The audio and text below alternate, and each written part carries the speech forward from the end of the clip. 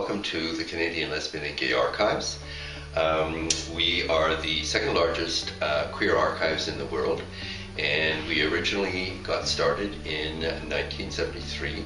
We've got t-shirts, buttons, flags, posters, maps, you name it, and we probably have some collection within our collection, including tiaras, scepters from the Royal Monarchist Society.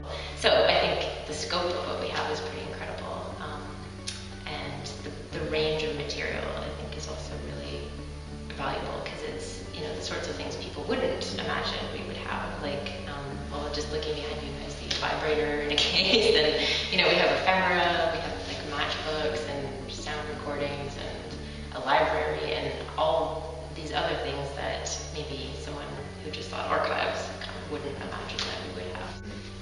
And much to my surprise, we have a really good transgender periodical collection, thanks to a couple of donors. And the material goes back to the 70s, and one would think, when did the trans community actually become a community?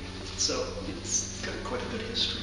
We have huge collections from some of the key activists in the Canadian gay, lesbian, queer movements over the last 40, 50 years. And that's a fascinating treasure trove of materials to look at. Every once in a while I stumble across something and I'm just blown away that we have it, because a lot of the stuff is so rare. So I have this book from our library, which is called Diana, A Strange Autobiography. And this was published in 1939 under the pseudonym Diana Fredericks. And the reason that it's significant, I think, is because it's pretty much the only autobiography / lesbian novel that has a happy ending. It was the first one, really.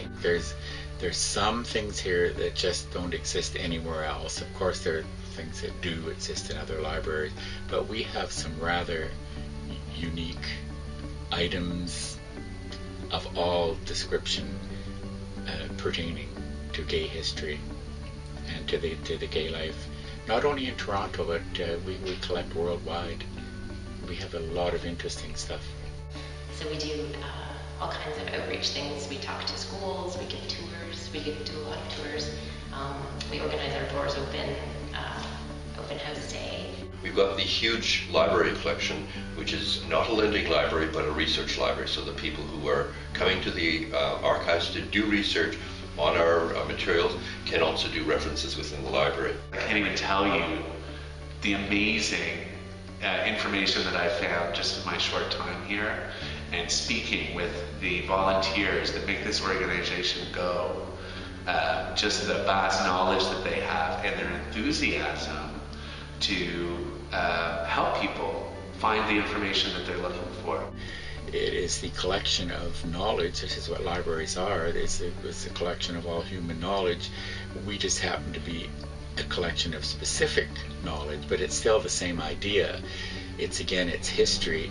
And when you say the future, say 50 years from now, when some of us are not around, some of this stuff that you might think is a little ephemeral right now could be very important in the history of what we call, you know, the movement.